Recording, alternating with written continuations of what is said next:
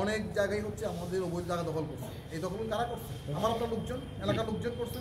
এখন এই যে লোকজন করছেন আমাদের বাংলাদেশে, মানে এখানে অবস্থা মনে হয়ে গেছে অবৈধ দখল করে মসজিদ বানাই করছে। এখন অবৈধ দখল করে মসজিদ করলে কি হবে? হবে না।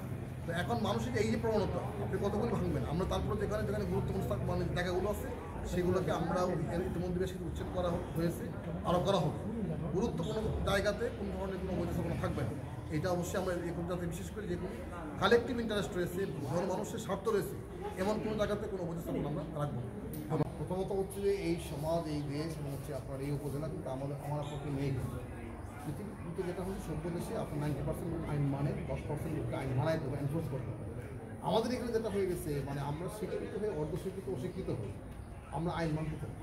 আমাদের 90% লোককে আইন মানাইতে হয় জোর করে, আর 10% লোক আইন মানে। এখন আপনি ধরেন একটা গাড়ি নিয়ে যাচ্ছেন, একটা মোটরসাইকেল নিয়ে যাচ্ছেন, একটা সিএনজি নিয়ে চালাচ্ছেন, কোন জায়গায় এটা স্টপেজ হবে, কোন জায়গায় থামাতে হবে, এটুকু কিন্তু আপনি সবসময় কিন্তু আইন প্রয়োগ করে পাবেন। কারণ এটা কমন সেন্সের বিষয়, এক নম্বর। কিন্তু সর্ব দেশে কিন্তু মধ্য রাস্তার মধ্যে কেউ কিন্তু আপনার গাড়ি থামায়, কিন্তু আমাদের দেশে কিন্তু মধ্য রাস্তায় গাড়ি তো পাঁচ থামিয়ে আমরা উঠতেছি। আমরা মনে করি কি যে আমি উঠবো ঘরের সামনে থেকে, নামবো ঘরের সামনে, কিন্তু পৃথিবীর কোনো দেশে কিন্তু নির্দিষ্ট করে তারা কিন্তু গাড়ি থামবেও না, নামবেও না।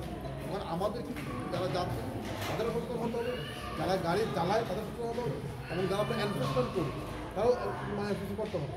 তো আপনি এনফোর্সমেন্ট কত করবেন? এখানে মানে মাঝে মধ্যে মনে হয় কি মানুষ সিএনজি সঙ্গে বেশি হয়ে গেছে।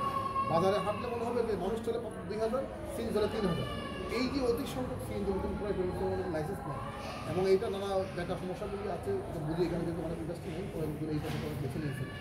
এটা আমরা চেষ্টা করছি, আমরা জানেন যে শহরে আমরা চেষ্টা করছি, আমরা শহর থেকে কিন্তু আমরা রিক্সা সরিয়ে দিচ্ছি, আর সিএনজির জন্য স্ট্যান্ড করা হচ্ছে। সমস্যাটা হলো যে এইগুলো স্ট্যান্ডের জন্য কোনো জায়গা নেই। আর আমাদের এইখানে আরেকটা বিষয় হলো যে আপনার লোকজন সমস্যা হচ্ছে রাস্তার কাছাকাছি এসে দোকান করা, বাড়ি করা, ঘর করা, কিছু জায়গা আছে সেটা সে করতে।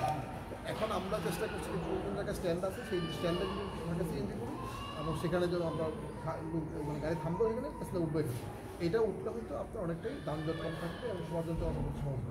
আরেকটা জিনিস আমরা এটা চেষ্টা করছি, আপনার প্রত্যেকটা উপজেলাতেই মেইন বাজারগুলোতে লাইটিংয়ের ব্যবস্থা করে সিসিটিভি, তাতে করে আমরা বুঝতে পারি কারো অপরাধ করছে, তারা আইন মানতেছে না। ফলে সিসিটিভি দেখে বুঝতে পারবো যে কোন কোন সিএনজিগুলো স্ট্যান্ডার্ড আপনার আসতে তখন তার বিরুদ্ধে আমরা ব্যবস্থা নিতে